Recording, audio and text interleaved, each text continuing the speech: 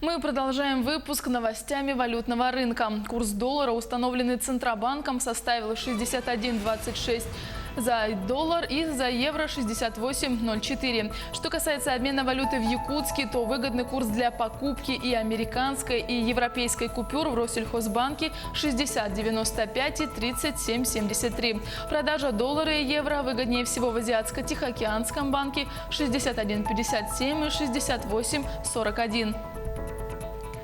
Газопровод «Северный поток-2» будет достроен Россией самостоятельно, поскольку нет технологических препятствий, для преодоления которых потребовалась бы помощь извне. Об этом глава «Газпрома» Алексей Миллер сообщил в передаче «Москва. Кремль. Путин» в эфире телеканала «Россия-1». Он сообщил, что в настоящее время технологические риски решаются нашими мощностями, поэтому газопровод достроят. При этом Миллер добавил, что для этого необходимо чуть больше времени, однако технологических препятствий у России нет. Ранее президент России Владимир Путин заявил по итогам переговоров с канцлером ФРГ Ангелой Меркель, что не сомневается в способности России достроить «Северный поток-2» самостоятельно.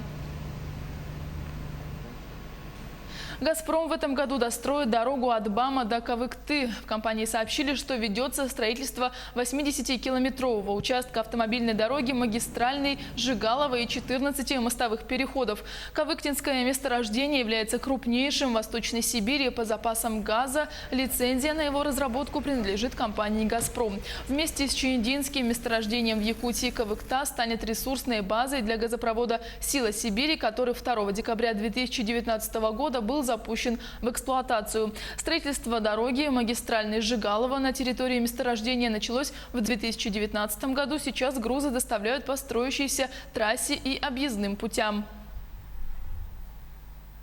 В рамках гарантированного пенсионного плана граждане смогут выбрать – получить все накопления сразу, заплатив подоходный налог, либо приобрести пожизненный пенсионный план. Об этом рассказал первый зампред Центробанка Сергей Швецов. По его словам, стандартный план рассчитывается на 15-20 лет вперед, однако каждые 2 года его будут пересматривать и продлевать еще на 2 года. С одной стороны, это дает возможность приравнивать данные выплаты к пенсии, потому что они носят пожизненный характер, с другой – неиспользованный остаток наследуется, потому что он рассчитывается как срочный, отметил Швецов. Зампред Центробанка объяснил, что государство не устанавливает для фондов никаких ограничений в выплатах, поэтому при стандартном плане граждане смогут сами выбирать организацию, которая предложит им более выгодный вариант. Счетная палата страны по итогам мониторинга хода мероприятий по реализации нацпроекта «Безопасные и качественные автомобильные дороги» подготовила ряд предложений для правительства, следует из документа ведомства. В частности, предлагает установить в нацпроекте коэффициент сцепления с дорожным покрытием и требования к показателям обустройства дорог, дорожные знаки, разметка, светофоры, ограждения и другие, влияющие на безопасность дорожного движения. Также предлагается разработать госпрограммы дорожного хозяйства с периодом реализации не менее 6 лет на примере региональных проектов «Дорожная сеть», внести изменения в порядок весогабаритного контроля грузовиков, нормативно закрепить минимальный гарантийный срок для верхнего слоя покрытия и слоев износа асфальтобетона. В других материалах Счетной палаты говорится о том, что нацпроект «Экология» не учитывает глобальных изменений климата, ущерб от которых российской экономике может достигать 2–3% ВВП в год. Аудиторы отмечают, что в состав нацпроекта входят 11 федеральных проектов, из них наибольший территориальный охват имеют такие проекты, как комплексная система обращения с твердыми коммунальными отходами, чистая вода, сохранение уникальных водных объектов и сохранение лесов. В то же время национальным проектом не охвачены вопросы, связанные с изменением климата, восстановлением качества загрязненных нефтепродуктами, пестицидами и иными стойкими загрязнителями почв, говорится в документе. Новый приказ Минздрава об изменениях в оказании медпомощи пожилым людям не исключает высокотехнологичную медицинскую помощь для них. Порядок ее оказания прописан в другом документе, сообщила пресс-служба Министерства здравоохранения России. Ранее в СМИ появилась информация, что из нового приказа Минздрава о порядке оказания медицинской помощи по профилю гериатрия, профилактика и лечение болезней старческого возраста исключена высокотехнологичная медицинская помощь. Поэтому пожилым пациентам будет доступна только медико-санитарная помощь, специализированная, за исключением высокотехнологичной и паллиативная. Следственный комитет считает необходимым наличие штатного психолога в каждой школе для предотвращения конфликтов. Как сообщил зампредседателя Следкома России Игорь Краснов, нормативные изменения также необходимы в сфере охраны школ и колледжей. Также Краснов считает целесообразным ввести службы пробации для гуманизации уголовно-правовой политики в отношении несовершеннолетних. По его словам, такие службы уже показали положительные результаты за рубежом. Он отметил, что зачастую подростки идут на преступления из-за недостатка денег. Поэтому еще одной действенной профилактической мерой могло бы стать создание центров занятости несовершеннолетних, способствующих их трудоустройству, добавил Краснов. Театральных спекулянтов ждут штрафы за незаконную перепродажу билетов в театры, музеи и на концерты вводятся штрафы. Их сумма будет кратной стоимости билетов. Соответствующий закон вступает в силу сегодня. Согласно документу о борьбе с театральной мафией, вступившему в силу 1 сентября 2019 года, торговать билетами могут только сами организаторы зрелищных мероприятий или уполномоченные ими лица. Общая стоимость сопутствующих услуг, например, доставки билетов, должна быть менее 10% цены купленных билетов. Зрители могут продать лишний билет лишь по заявленной изначально цене. Разработанная по поручению главы республики Айсена Николаева стратегия развития медицины Нерюнгринского района предусматривает капитальный ремонт и реконструкцию 12 объектов Нерюнгринской центральной районной больницы в течение 5 лет. Помимо этого запланировано открытие врачебной амбулатории в поселке Хани. На прямой связи Александра Цыбикова. Саша, здравствуй. Расскажи подробнее об открытии объекта здравоохранения. Здравствуй, Юлия. Да, действительно, впервые в истории поселка Хани появится первая врачебная амбулатория. Ранее амбулатория принадлежала РЖД, но она не соответствовала санитарным правилам и нормам. После главы республики была поставлена задача организовать в поселке соответствующую требованиям врачебную амбулаторию. Сейчас там ведутся ремонтные работы. Напомню, здание каменное, одноэтажное, площадью более 700 квадратных метров. Тем временем глава поселка Хани подписывает его передачу, да. Рядом со мной сейчас находится главный врач Нерюнгринской ЦРБ Алексей Ворский. Он приехал ответить нам на вопрос. Алексей Александрович, здравствуйте. Скажите, когда состоится все-таки открытие данной амбулатории? Добрый день. В настоящее время, как вы сказали, проводятся ремонтные работы. После того, как будет произведена поставка медицинского оборудования и медицинской мебели, и их установка, будет открытие врачебной амбулатории. Это ориентировочно март месяц. Скажите, будет ли там дневной стационар? Да.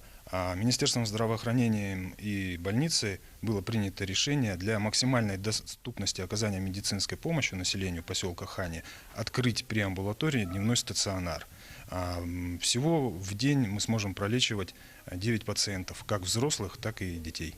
Ну, я думаю, это нормально, при том, что там всего 600 человек проживает в поселке. Скажите, какое оборудование было завезено и какое еще будет? Ну, то есть новое. В четвертом квартале 2019 года и на первый квартал 2020 года Министерством здравоохранения предусмотрено финансирование на закупку 7 единиц медицинской техники. Это электрокардиографы, это паровые стерилизаторы, аппарат искусственной вентиляции легких, ингаляторы, шприцевые насосы, и так далее, по необходимости в соответствии с порядками оказания медицинской помощи. А кто будет входить в штатный состав? Сколько единиц? Всего в амбулаторию входит 5 единиц. Это первый врач общей практики, заведующий, медицинская сестра процедурного кабинета, медицинская сестра постовая и уборщик служебных помещений. Спасибо, Алексей Александрович. На этом у нас все. Будем ждать открытия и, конечно же, сообщим вам первыми. Юлиана. Спасибо, Саша. А мы переходим к мировым новостям.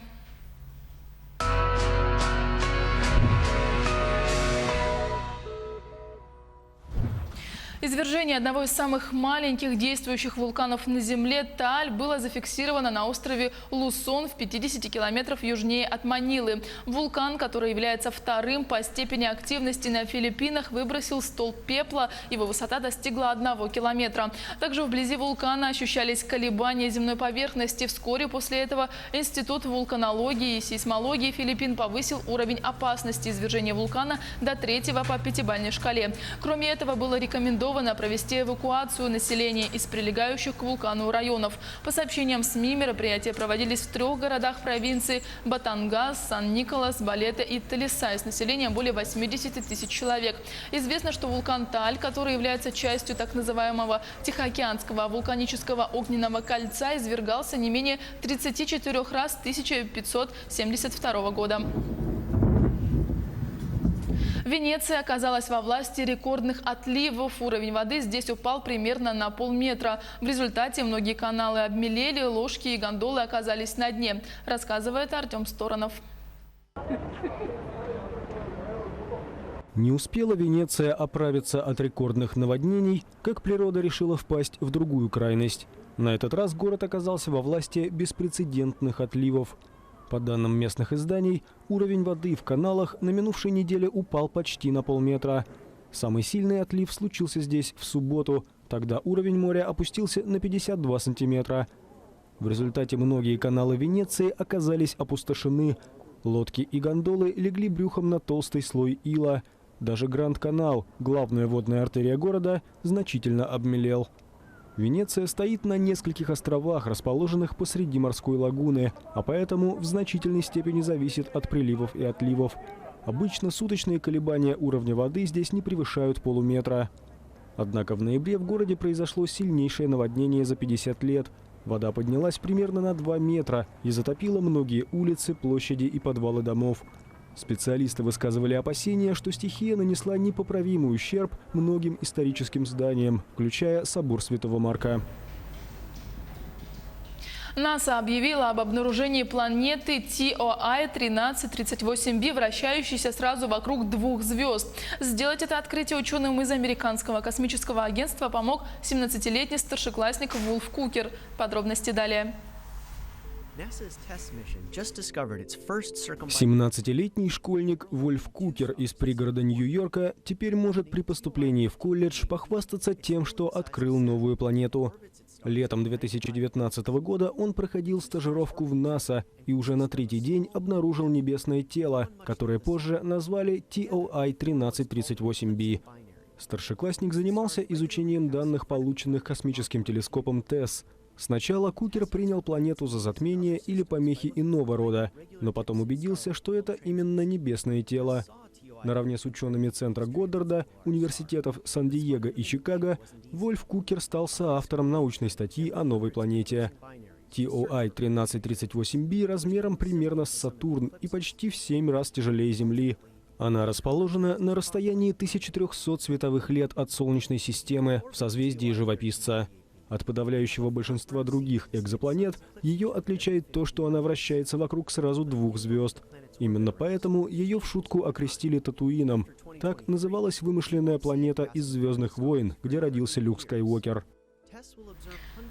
Британское издание The Times сообщило, что герцогиня Меган Маркл заключила контракт с Disney, согласно которому она будет озвучивать мультфильмы, а компания перечислять заработанные ей деньги в фонд по защите слонов.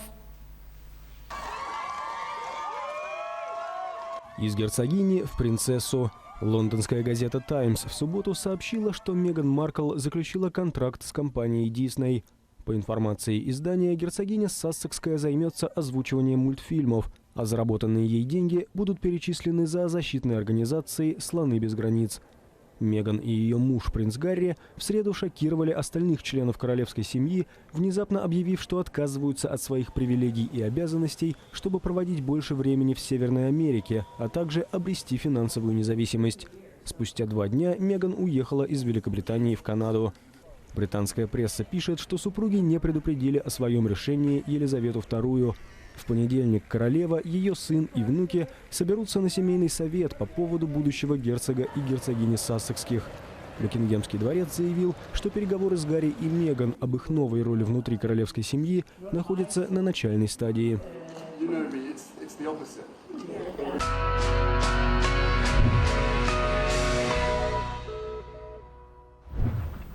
Власти Австралии создадут комиссию для расследования причин лесных пожаров. Австралийский премьер Скотт Моррисон также пообещал рассмотреть вопрос расширения полномочий федерального правительства, чтобы оно могло с большей гибкостью и в более широком масштабе помогать штатам. В ночь на воскресенье во время тушения огня на северо-восточной границе штата Виктория погиб еще один пожарный. Таким образом, число жертв лесных пожаров в Австралии увеличилось до 26 человек. В настоящий момент огнем охвачены значительные площади леса на территории штатов Новый Южный Уэльс и Виктория, а также австралийской столичной территории, где пожары приблизились к городским границам Канберры на расстояние до 40 километров. В Ленске в суд передали уголовное дело, возбужденное в отношении бывшей воспитательницы детского сада. Ее обвиняют в антипедагогических методах воспитания, а также применении насилия к воспитаннице. Обвиняемая частично признала свою вину. Подробности у Александра Хавренко. Александр, приветствую. Что же она сказала в свое оправдание? Приветствую, Юлия.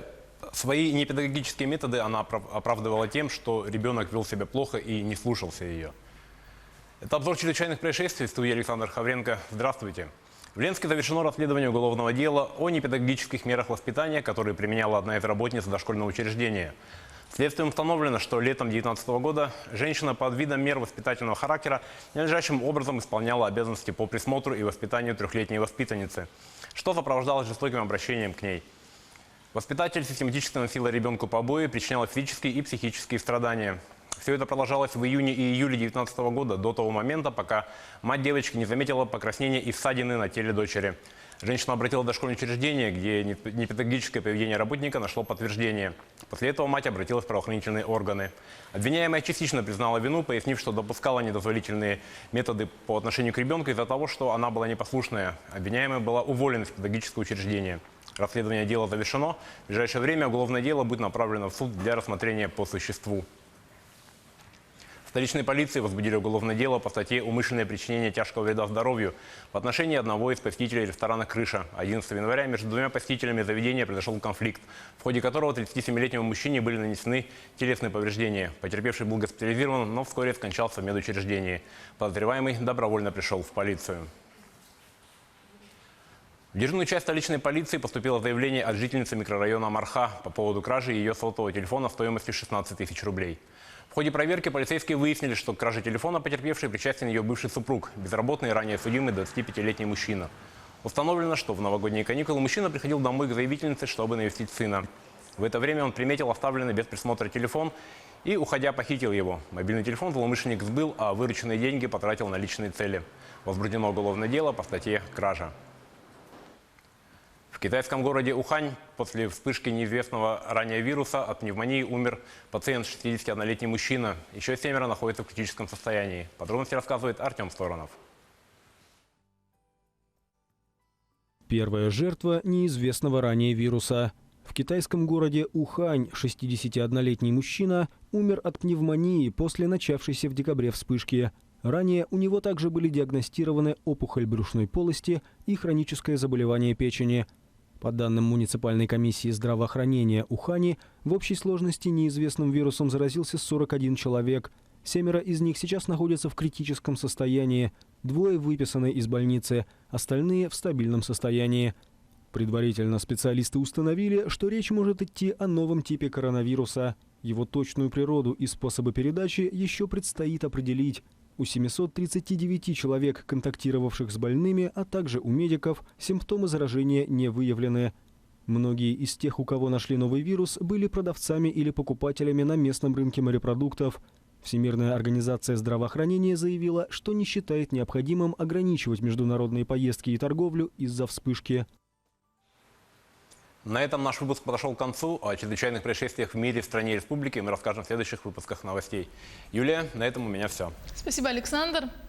Но в эти минуты в Доме правительства республики проходит вручение государственных наград журналистам. Традиционное мероприятие проходит в рамках Дня российской печати. Отметим, что в этот день 317 лет назад появилась первая газета, а сегодня в России зарегистрированы более 67 тысяч СМИ. Ну а кто получил сегодня главную государственную премию республики и премию главы региона, знает наш корреспондент Дмитрий Тымыров. Он на прямой связи со студией. Дима, приветствую, я тебя поздравляю с праздником. Тебе слово.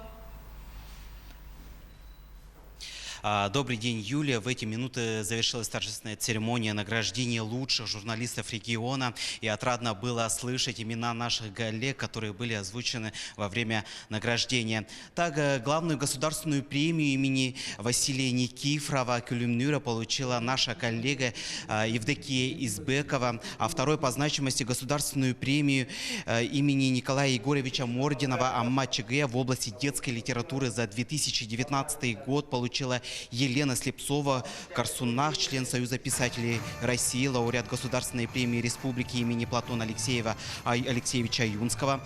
Также заслуженными журналистами региона стали Борис Николаев, редактор-директор редакции газеты «Сунтар Сануннара» из Сунтарского улуса, Борис Павлов, директор книжного издательства «Камелек». Также наши коллеги получили благодарственные письма главы региона. Это Марина Трофимова, редактор эфирного вещания, и Туяра Малукова, ответственная выпускающая программной дирекции. Также Альбина Тарабукина из дирекции радиовещания стала обладателем государственной премии «Государственное собрание Илтумен». Ну а рядом со мной здесь сейчас стоит главный герой сегодняшнего дня, обладатель государственной премии имени Василия Никифорова Кулюмнюра Евдокия Избекова. Еще раз вас поздравляю с этим днем. Ну, расскажите, какие планы у вас на будущее и что вам это дает?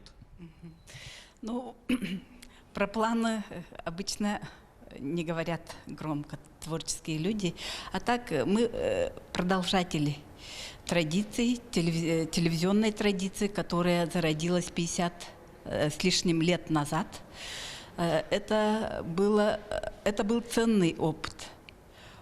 Я могу назвать своих учителей. Это Елена Степановна Миронова, Арсен Григорьевич Зверев, Николай Иванович Максимов, Николай Иннокентьевич Петров. Вот с их именами связано вот это вот поколение, которое было до меня. А наше поколение, мы изо всех сил стараемся приумножить, стараемся сохранить это традиционное телевидение. И я думаю, что в будущем те, которые за нами идут, тоже будут вещать, будут говорить об этих глубинных ценностях нашего народа. Вот с культурными традициями, с какими-то самобытными традициями, с его содержанием вот, тесно связано наше творчество. Вот. Ну а слова благодарности вы кому хочешь сказать сегодня? Слова благодарности я хочу в первую очередь сказать своим коллегам в лице нашего молодого руководителя Олега Олеговича Маркова и многочисленным зрителям, которые нас смотрят, которые ждут каждую нашу передачу. Большое спасибо.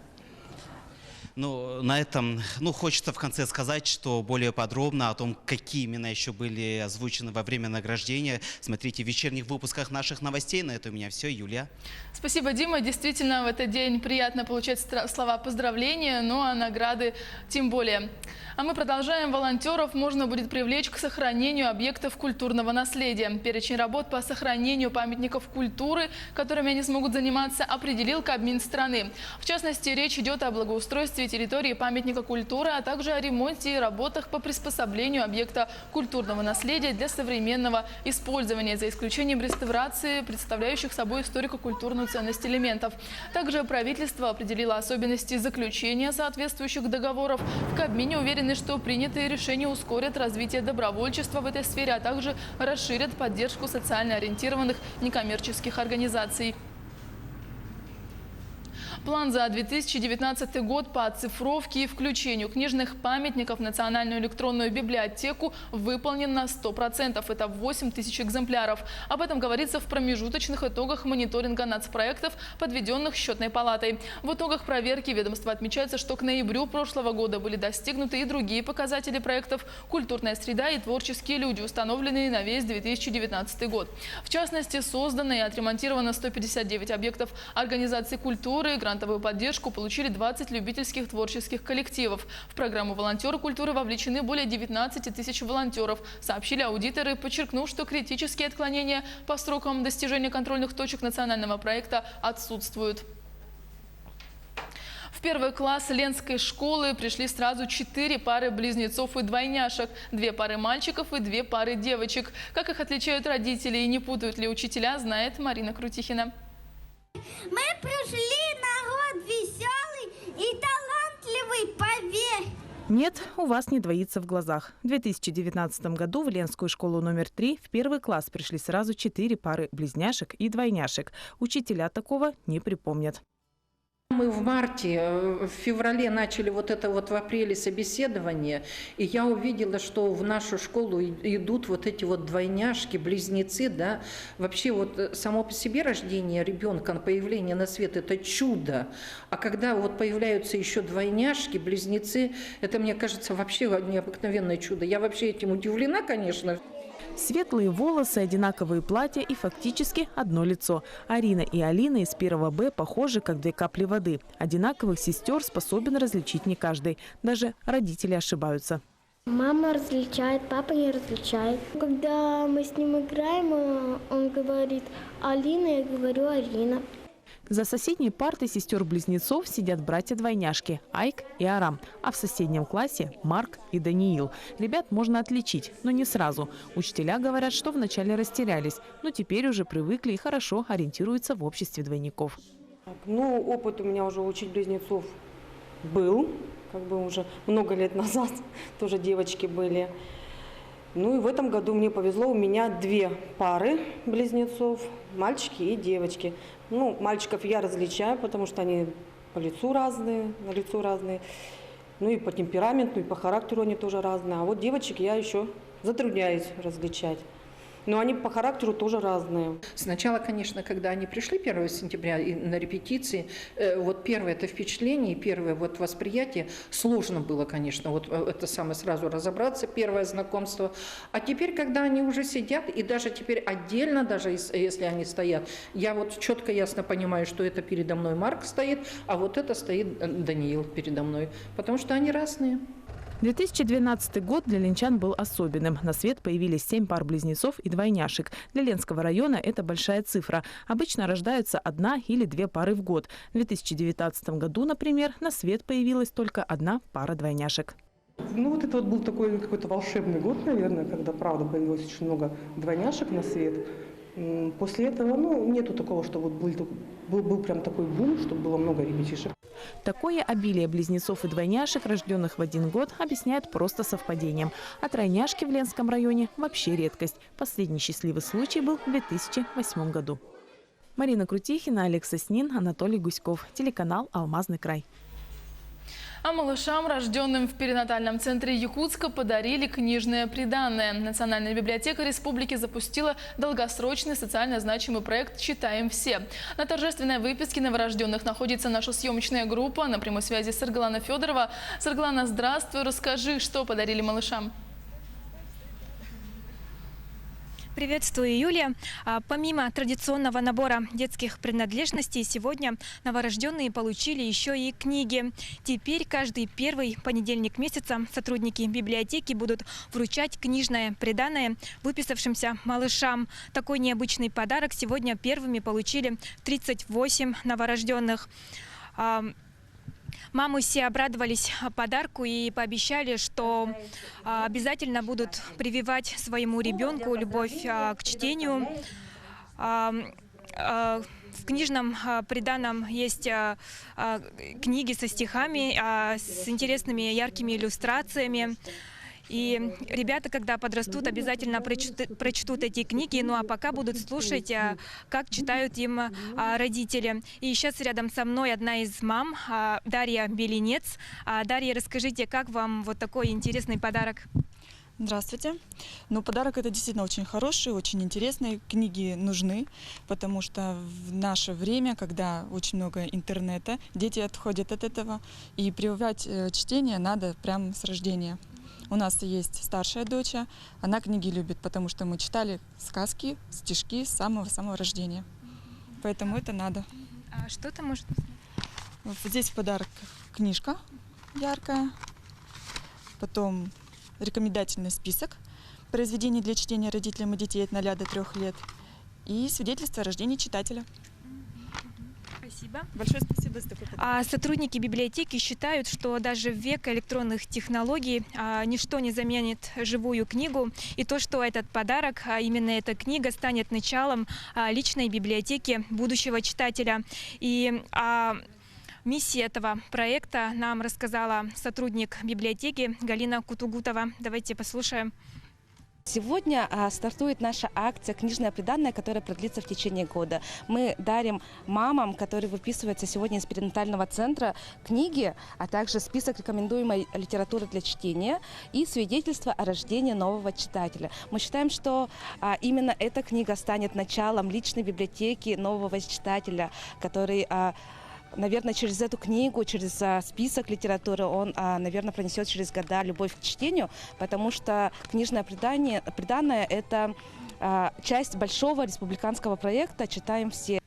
Акция продлится весь год, к ней присоединятся еще и другие библиотеки республики, а также общественные организации. Юлия? Спасибо, Сарглана. Я напомню, на прямой связи была наш корреспондент Сарглана Федорова. Между сказкой и реальностью в такой атмосфере студия Wizard Animation создала 7 полнометражных мультфильмов и 2 сериала. Сейчас она входит в топ-25 наиболее перспективных анимационных компаний в мире. Как и над чем работают воронежские мультипликаторы в начале 2020-го, смотрите далее.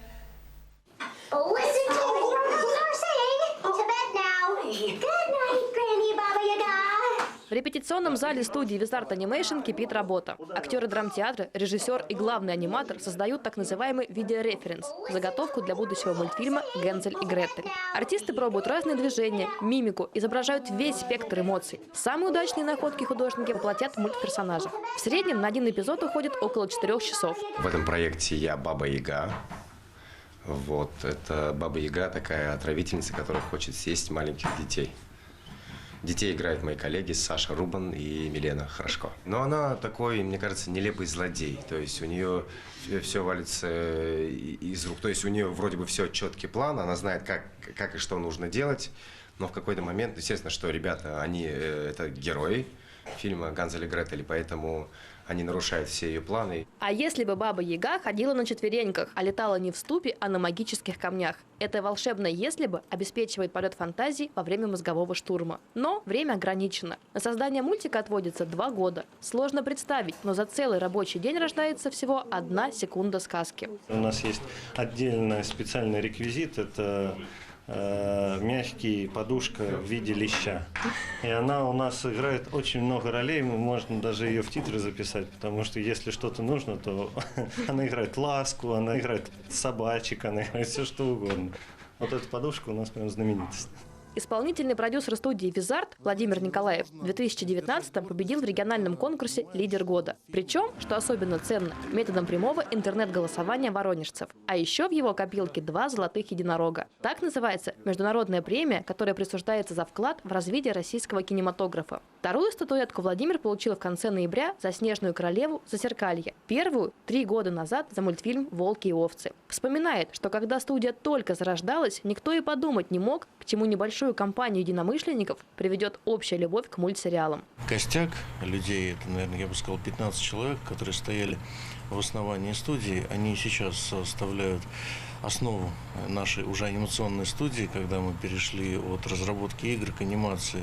И, конечно, самое главное в любом деле, и в анимации в том числе, это любовь, когда международные премии получаются, и гордость, ее невозможно скрыть, когда ты понимаешь, что это сделано молодыми талантливыми ребятами в Воронеже, и это смотрят в Нью-Йорке, в Лондоне, в Южной Корее. Важный фактор при выходе на зарубежный рынок – менталитет. У русских он, как известно, совершенно особый. Так что для адаптации мультфильма под иностранного зрителя привлекают авторов из Европы и Голливуда. Восток и Старый Свет воронежский Wizard уже захватил, а сейчас идет к новой цели – завоеванию американского проката.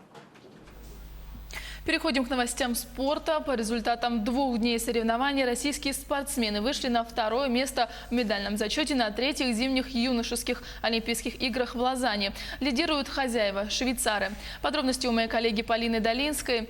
Полина, здравствуй. Кто отличился в составе нашей сборной? Здравствуй, Юлия. Золотую медаль команде принесли фигуристы Аполлинария Панфилова и Дмитрий Рылов, победившие в соревнованиях спортивных пар, а также биатлонисты. Это Алена Мохова и Олег Домичек в индивидуальной гонке. Это новости спорта на Якутия-24. В студии Полина Долинская. В третий день юношеской олимпиады, которая проходит в Лозанне, российские спортсмены завоевали 4 медали и вошли на второе место в медальном зачете. Спортсмены из России завоевали 1 золотую, 2 серебряные и 1 бронзовую награды. Золотую медаль команде принесли фигуристы Аполлинария Панфилова и Дмитрий Рылов, победившие в соревнованиях спортивных пар. Серебро досталось Диане Мукамедзяновой и Илье Миронову. В одиночном катании серебро на счету фигуриста Андрея Мазалева, бронза у Даниила Самсонова.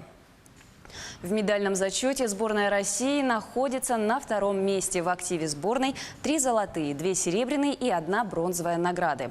Швейцария занимает первую строчку в таблице, на счету у которой 8 медалей. 4 золотые, 2 серебряные и 2 бронзовые. Замыкает тройку лидеров сборная Франции, завоевавшая 6 медалей. Юношеские Олимпийские игры в Швейцарии завершатся 22 января. Немалый вклад в общий командный зачет на третьих зимних юношеских Олимпийских играх внесли биатлонисты. Российские спортсмены завоевали 2 золотые медали. В индивидуальной гонке на 10 километров среди женщин первой финишировала Алена Мохова. Олег Домичев победил в индивидуальной гонке на дистанции 12,5 километров среди мужчин. Сборная России заняла второе место в общекомандном зачете на чемпионате Европы по конькобежному спорту. Соревнования прошли 10-12 января в голландском Херенвене. Лидерами медального зачета стали голландцы. В их активе 8 золотых, 5 серебряных и 3 бронзовые награды. Российские конькобежцы заняли второе место в общекомандном зачете. В активе сборной 17 медалей. 5 золотых, 6 серебряных и 6 бронзовых. В заключительный день соревнования на дистанции 1000 метров рекорд катка установил Павел Кулижников. У женщин на этой же дистанции серебряная награда на счету Дарьи Качановой. Екатерина Шихова заняла 3-е место. Следующий для российских конькобежцев станет этап Кубка мира, который пройдет 7-8 февраля в канадском Калгари. После него в американском Солт-Лейк-Сити состоится чемпионат мира по отдельным дистанциям. Он пройдет с 13 по 16 февраля. В Казани в парке Горького прошел дворовой чемпионат по футболу в валенках. Чемпионат проходил по правилам футбола. Мяч, ворота, команды и спортивный азарт. Весь необходимый инвентарь, в том числе и валенки, участникам выдавали на месте. А в Новосибирской области прошли гонки на собачьих упряжках. В эти выходные в Бердске состоялся рождественский заезд 2020. В гонках принимали участие 45 взрослых спортсменов и 15 детей из Новосибирска, Барнаула, Томска, Кемеровской области, Алтайского края, Омска и Тюмени. В программу соревнований вошли следующие дисциплины: собачьи упряжки, скиджоринг и детские старты. Дистанции по 5 и 10 километров. На этом у меня все. Будьте в курсе спортивных событий на Якутия-24. Юлия, передаю тебе слово. Полина, спасибо. Ну а теперь о погоде в крупных городах нашей республики. В Алдане малооблачно и небольшой снег. Температура воздуха минус 17 градусов. Ветер дует со скоростью 3 метра в секунду. Осадки продолжатся в течение всего дня. Минус 17 в Ленске. Малооблачно, без осадков. Ветер 3 метра в секунду. Днем ожидается, столбик термометра поднимется до минус 14. Будет снег. В Мирном пасмурно, 19 градусов ниже нуля. Скорость ветра 3 метра в секунду. В течение дня переменная облачность, небольшие осадки в виде снега. 16 градусов со знаком минус за окнами нерюнгринцев. Ветер дует со скоростью 2 метра в секунду. Пасмурно, небольшой снег, который не прекратится в течение всего дня. В Якутске холоднее всего минус 32 градуса ниже нуля, малооблачно и также снег. Ветер 1 метр в секунду.